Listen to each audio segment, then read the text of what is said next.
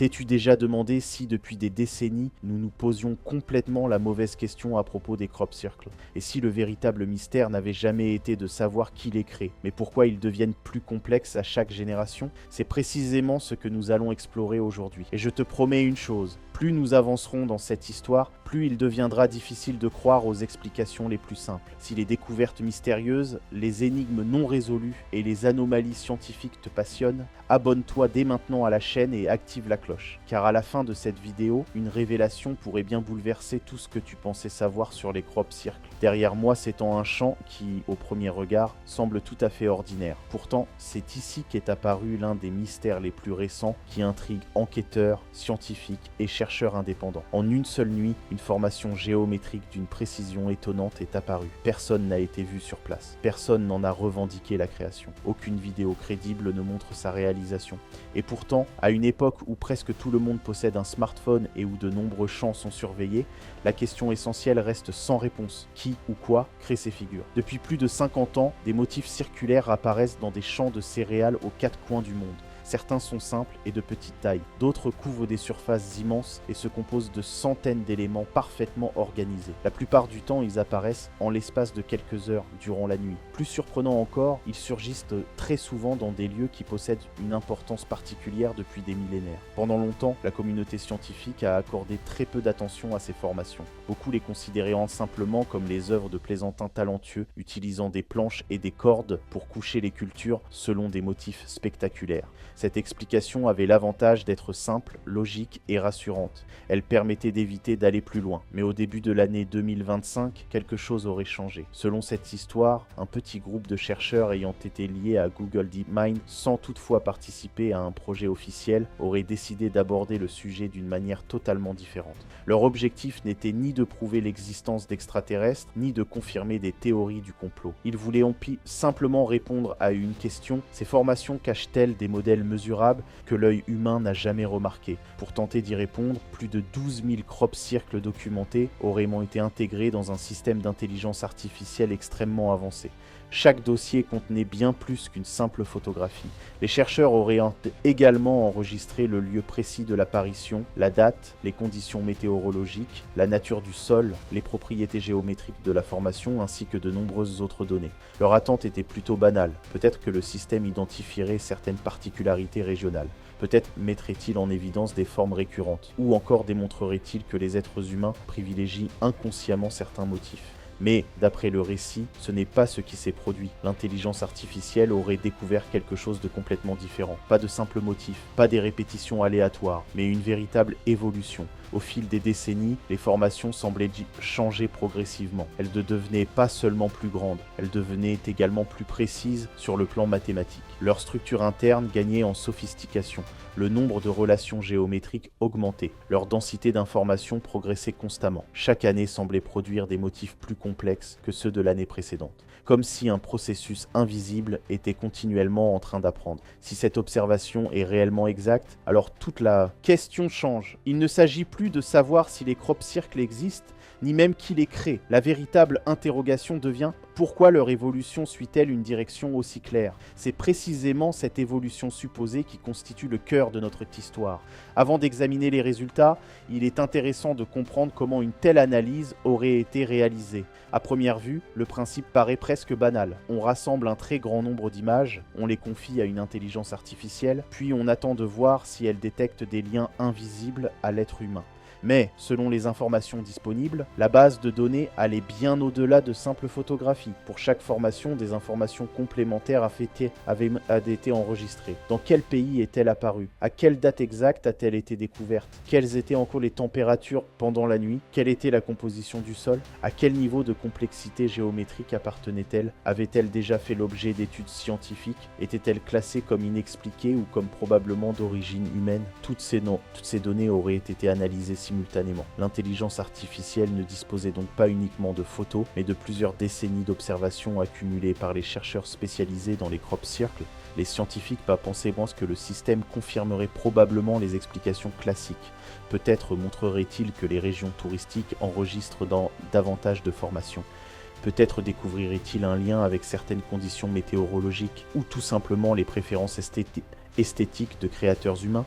Mais, selon cette histoire, rien de tout cela n'est apparu. À la place, le système aurait identifié une caractéristique commune traversant toutes les décennies, les formations ne se répétaient pas. Elles évoluaient. Les cercles simples devenaient progressivement des structures de plus en plus élaborées. Les figures géométriques élémentaires cédaient la place à des compositions imbriquées. Les relations mathématiques se multipliaient. Les symétries devenaient toujours plus nombreuses. La quantité d'informations contenues dans une seule formation augmentait régulièrement. D'après les calculs supposés du système, ces changements n'étaient pas aléatoires. Ils semblaient suivre une direction unique pendant plus d'un demi-siècle. Et c'est précisément ce résultat qui sert de point de départ à tout ce qui suit. Car s'il était réellement possible de démontrer que les crop circles suivent une évolution continue, alors toute leur histoire devrait être réécrite. C'est pourquoi notre voyage ne commence pas dans le présent. Il nous ramène à l'endroit où ce mystère est véritablement devenu visible aux yeux du monde moderne. La route nous conduit dans le sud-ouest de l'Angleterre, plus précisément dans le comté du Wiltshire, une région qui, bien avant les premiers crop circles officiellement documentés, était déjà considérée comme l'un des endroits les plus mystérieux d'Europe. De douces collines de craie s'étendent à perte de vue, d'anciens remparts traversent les champs, et partout apparaissent les traces de civilisations disparues depuis des milliers d'années. C'est ici que se dressent certains des monuments préhistoriques les plus célèbres au monde. Stonehenge ne se trouve qu'à quelques kilomètres d'Avebury, le plus grand cercle de pierre jamais construit. Depuis des siècles, les archéologues tentent de comprendre pourquoi ces monuments ont été érigés précisément à cet endroit et quel pouvait être leur véritable rôle. C'est justement dans cette région que, à la fin des années 1970, le phénomène moderne des crop circles commença à attirer l'attention internationale. À cette époque, les formations étaient encore relativement simples. Il s'agissait le plus souvent d'un unique cercle apparaissant durant la nuit dans un champ de céréales. Les agriculteurs les découvraient au lever du jour et se retrouvaient face à une énigme.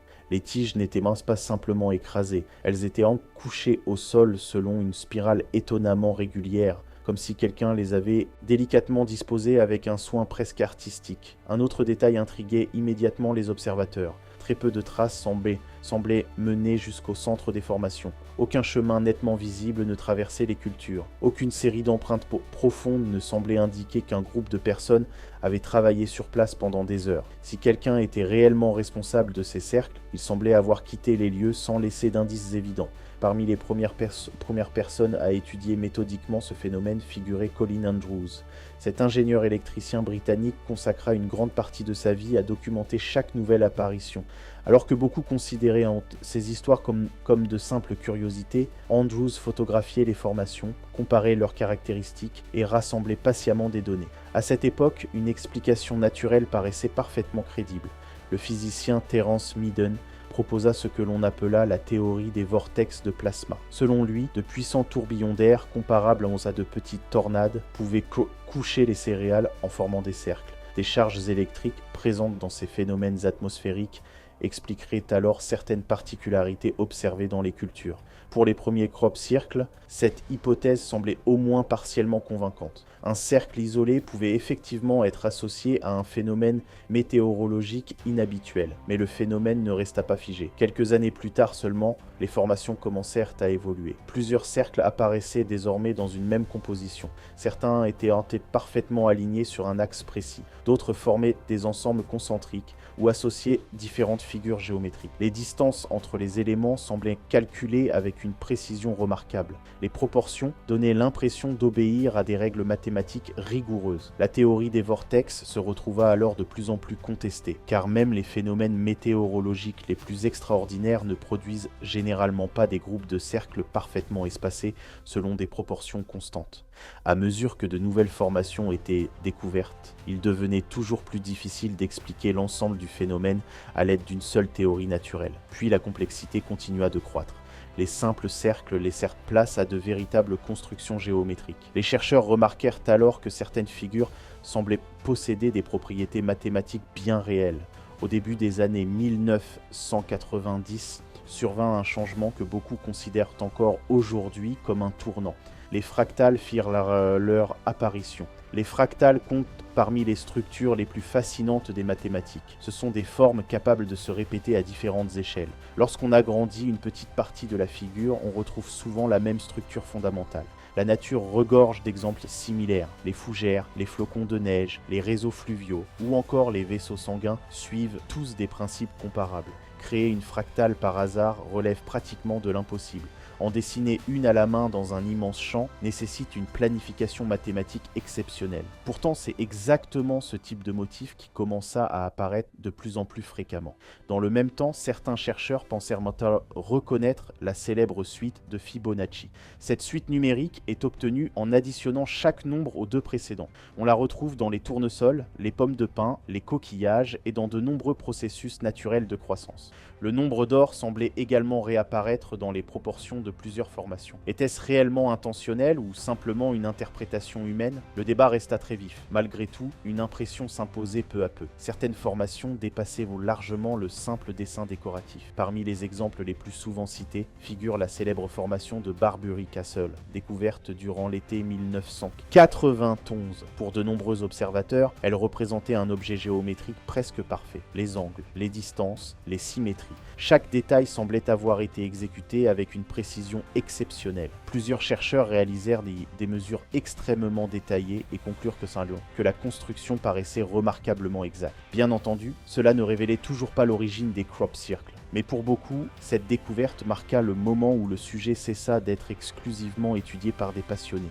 De plus en plus de scientifiques commencèrent à examiner certaines formations avec davantage de sérieux. Quelques années plus tard, survint l'un des épisodes les plus célèbres de toute l'histoire des crop circles. À l'été 1996, une immense formation apparut près de Stonehenge. Elle ressemblait fortement à une fractale de Julia. Ce qui impressionna le plus n'était pas seulement sa structure mathématique, un pilote affirma avoir survolé ce champ peu auparavant. Selon son témoignage, aucune formation ne s'y trouvait encore. Peu de temps après, le motif complet était visible. La véracité exacte de ce récit reste encore discutée aujourd'hui.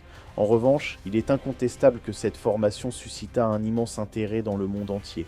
Elle se composait de plus d'une centaine de cercles, organisés en une gigantesque spirale fractale. Même plusieurs mathématiciens expérimentés furent impressionnés par la précision de son agencement. À chaque nouvelle découverte, une difficulté supplémentaire apparaissait pour ceux qui défendaient exclusivement l'hypothèse des canulars. Car s'il est relativement simple de réaliser un cercle avec des planches, certaines des créations les plus élaborées semblaient exiger une préparation, une organisation et une précision qui dépassaient largement une simple plaisanterie nocturne. C'est précisément à ce moment-là qu'un événement sembla apporter une réponse définitive au mystère. En 1991, deux Anglais, Doug Bower et Dave Shorley, déclarèrent publiquement être les auteurs de nombreux crop circles. Selon eux, ils réalisaient leurs œuvres depuis des années à l'aide de simples planches de bois, de cordes et de quelques outils artisanaux.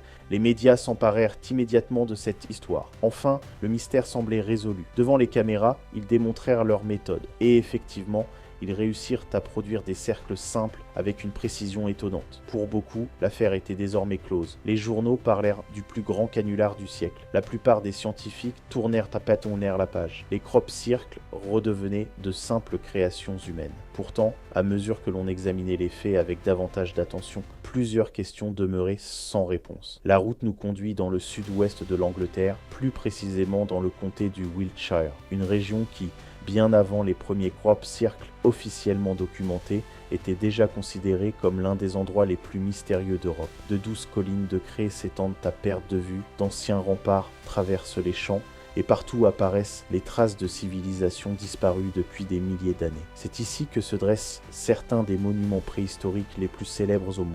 Stonehenge ne se trouve qu'à quelques kilomètres d'Avebury, le plus grand cercle de pierre jamais construit. Depuis des siècles, les archéologues tentent de comprendre pourquoi ces monuments ont été érigés précisément à cet endroit et quel pouvait être leur véritable rôle. C'est justement dans cette région que, à la fin des années 1970, le phénomène moderne des crop circles commença à attirer l'attention internationale. À cette époque, les formations étaient encore relativement simples. Il s'agissait le plus souvent d'un unique cercle apparaissant durant la nuit dans un champ de céréales. Les agriculteurs les découvraient au lever du jour et se retrouvaient face à une énigme. Les tiges n'étaient pas simplement écrasées, elles étaient couchées au sol selon une spirale étonnamment régulière, comme si quelqu'un les avait délicatement disposées avec un soin presque artistique. Un autre détail intriguait immédiatement les observateurs. Très peu de traces semblaient mener jusqu'au centre des formations. Aucun chemin nettement visible ne traversait les cultures. Aucune série d'empreintes profondes ne semblait indiquer qu'un groupe de personnes avait travaillé sur place pendant des heures. Si quelqu'un était réellement responsable de ces cercles, il semblait avoir quitté les lieux sans laisser d'indices évidents. Parmi les premières personnes à étudier méthodiquement ce phénomène figurait Colin Andrews. Cet ingénieur électricien britannique consacra une grande partie de sa vie à documenter chaque nouvelle apparition.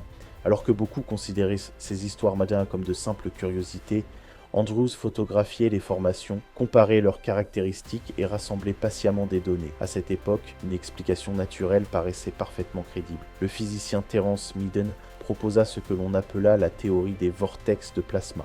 Selon lui, de puissants tourbillons d'air comparables à de petites tornades pouvaient écoucher les céréales en formant des cercles. Des charges électriques présentes dans ces phénomènes atmosphériques expliqueraient alors certaines particularités observées dans les cultures. Pour les premiers crop circles, cette hypothèse semblait au moins partiellement convaincante. Un cercle isolé pouvait effectivement être associé à un phénomène météorologique inhabituel.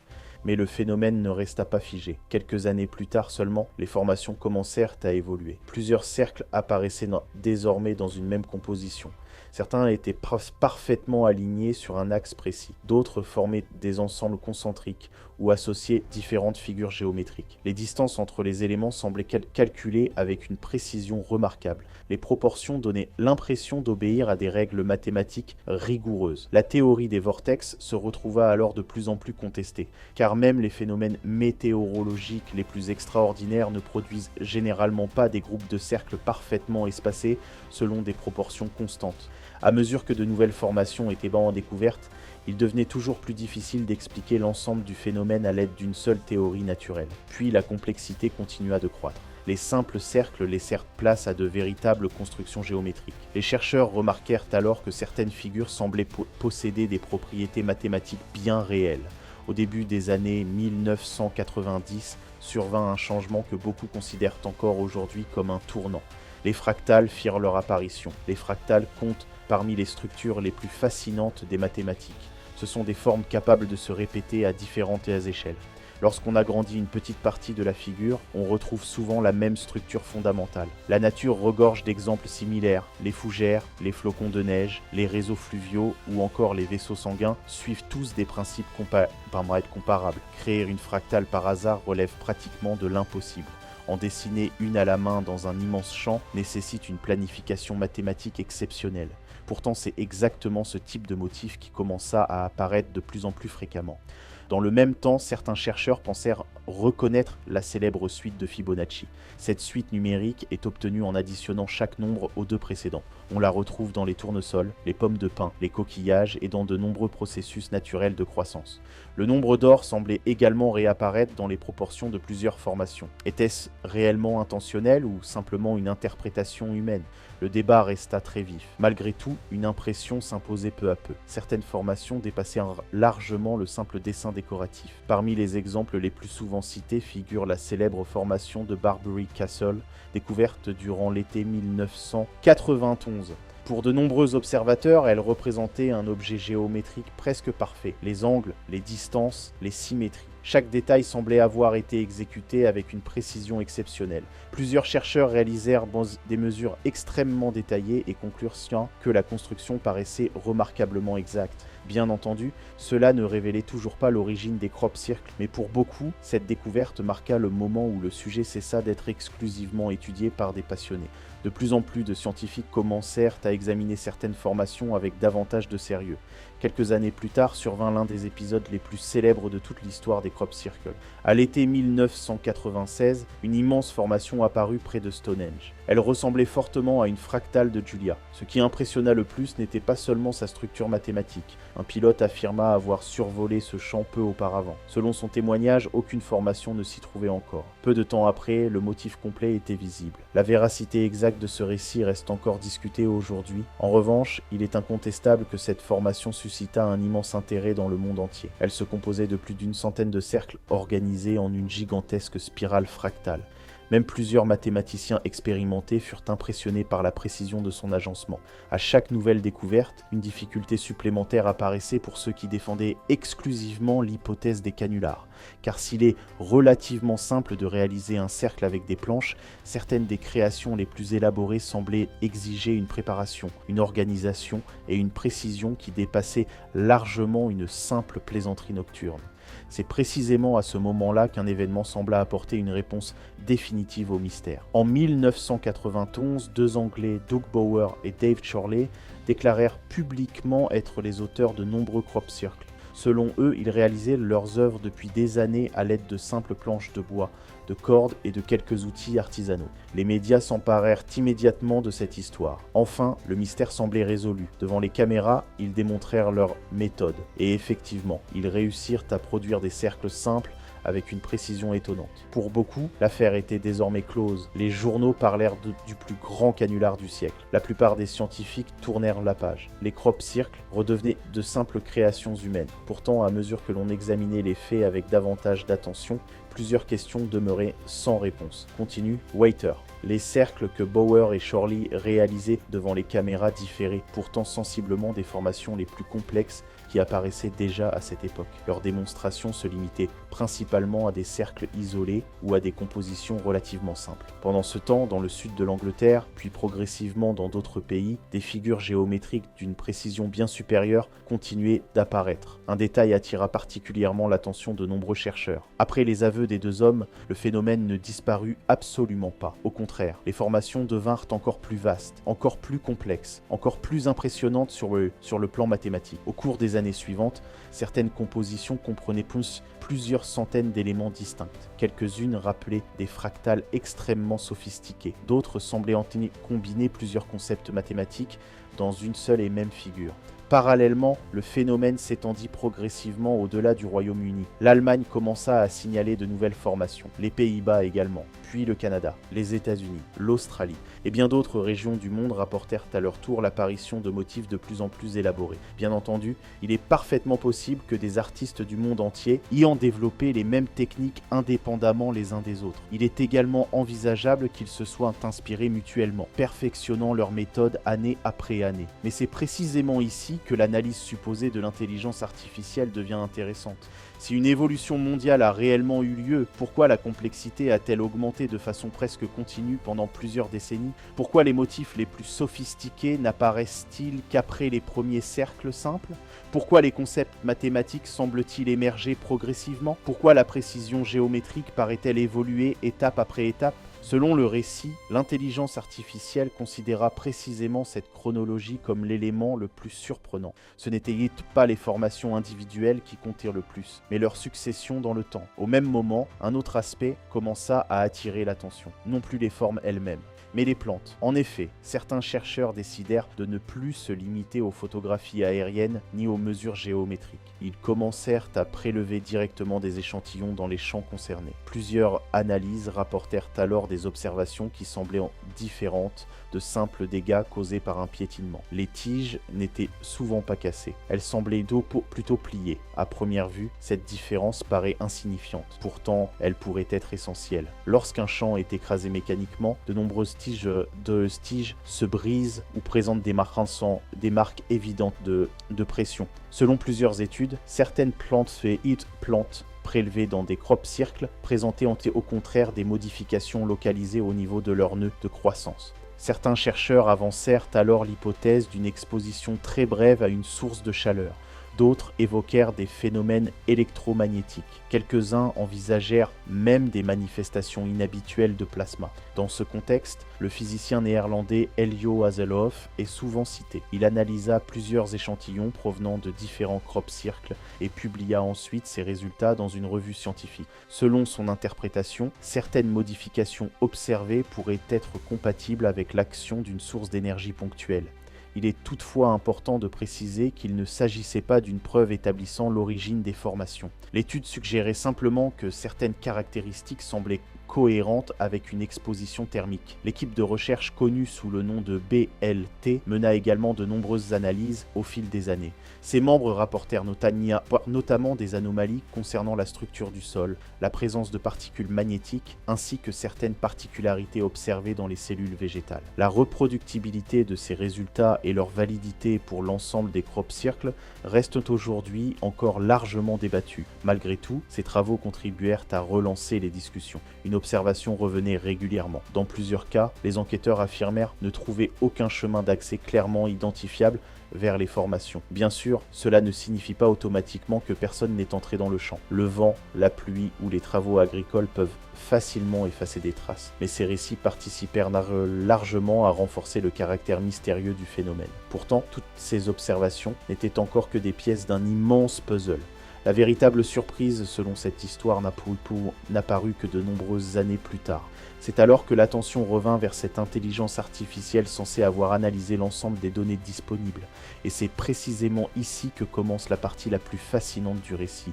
Au lieu d'examiner chaque formation séparément, le système les aurait toutes classées chronologiquement sur une immense ligne du temps.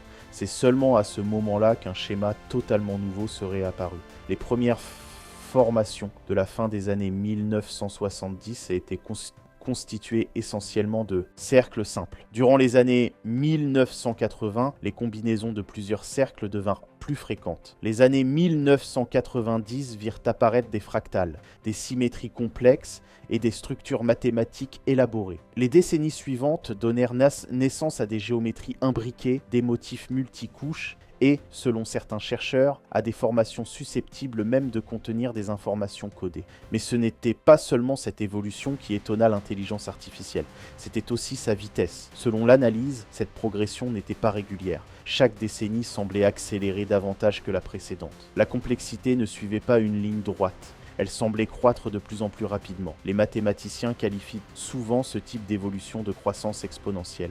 Un exemple simple permet de comprendre cette idée. Si l'on ajoute chaque jour une seule pierre à un tas, celui-ci grandit lentement. Mais si le nombre de pierres double quotidiennement, le tas devient gigantesque en très peu de temps. D'après cette histoire, c'est exactement ce type de comportement que l'intelligence artificielle aurait identifié dans l'évolution des crop circles. Si cette observation est correcte, ses implications sont considérables, car une croissance exponentielle suggère souvent qu'un processus ne se contente pas de continuer, il s'accélère de lui-même. L'intelligence artificielle concentra alors son attention sur les propriétés mathématiques des différentes formations. Le nombre d'or revenait sans cesse. Cette célèbre constante, proche d'1,618, est considérée depuis des siècles comme l'une des proportions les plus remarquables des mathématiques. On la retrouve dans les coquilles d'escargots, les tournesols, les pommes de pin, les galaxies, et même dans certaines proportions du corps humain. Bien entendu, cela ne prouve absolument pas que toutes les formations aient été construites intentionnellement selon ce rapport. Mais, selon cette analyse, ces proportions apparaissaient beaucoup plus souvent que ne le laisserait prévoir le simple hasard. À cela s'ajoutaient les fractales, les structures récursives, les symétries multiples, les répétitions hiérarchisées, puis un élément qui orienta soudain toute la discussion dans une direction totalement différente. Certaines formations semblaient contenir des structures pouvant être interprétées comme un code binaire. Cette interprétation reste aujourd'hui très controversée, mais c'est précisément à partir de ce point que le récit établit un lien avec un événement survenu bien avant les crop circles les plus célèbres. En l'année 1974, l'humanité transmit pour la première fois un message délibérément conçu à destination de l'espace. Il s'agissait du célèbre message d'Arecibo envoyé grâce à l'immense radiotélescope situé à Porto Rico. Le message était composé uniquement d'une suite de 0 et de 1. À première vue, il ne s'agissait que d'une longue série de nombres. Mais une fois correctement organisée, cette séquence révélait des informations très précises sur notre civilisation. Elle décrivait les bases des mathématiques, la structure de l'ADN humain, la composition de notre système solaire, ainsi que la position de la Terre dans l'univers. Pour la première fois de son histoire, l'humanité tentait sérieusement de communiquer avec une intelligence qui pourrait exister quelque part dans le cosmos. Près de 3 décennies plus tard survint un événement qui allait devenir l'un des épisodes les plus célèbres de toute l'histoire des crop circles. Près du radiotélescope de Chilbolton, dans le sud de l'Angleterre, une nouvelle formation apparut. Selon plusieurs chercheurs, son organisation présentait une ressemblance frappante avec le message d'Arecibo. Mais un détail semblait différent. Certaines parties avaient été modifiées. Quelques nombres n'étaient plus identiques. Plusieurs symboles semblaient avoir été remplacés. Et la silhouette représentée ne ressemblait plus exactement à celle d'un être humain.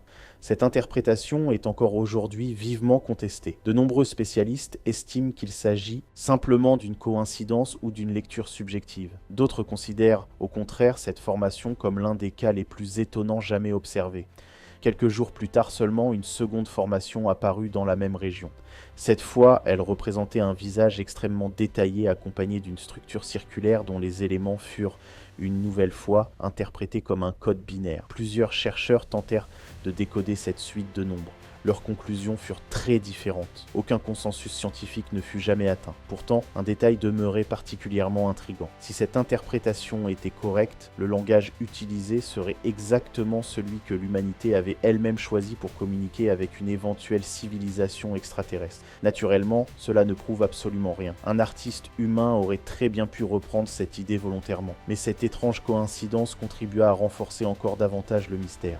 L'intelligence artificielle se serait alors intéressée à une autre question, non plus aux formes elles-mêmes, mais à leur emplacement. Chaque crop circle possède des coordonnées géographiques, et ces coordonnées auraient été analysées ensemble. Le résultat surprit une nouvelle fois les chercheurs. Une proportion exceptionnellement élevée des formations connues se concentrait dans une zone relativement restreinte du sud de l'Angleterre. Les comtés du Wiltshire et du Hampshire ressortaient très nettement.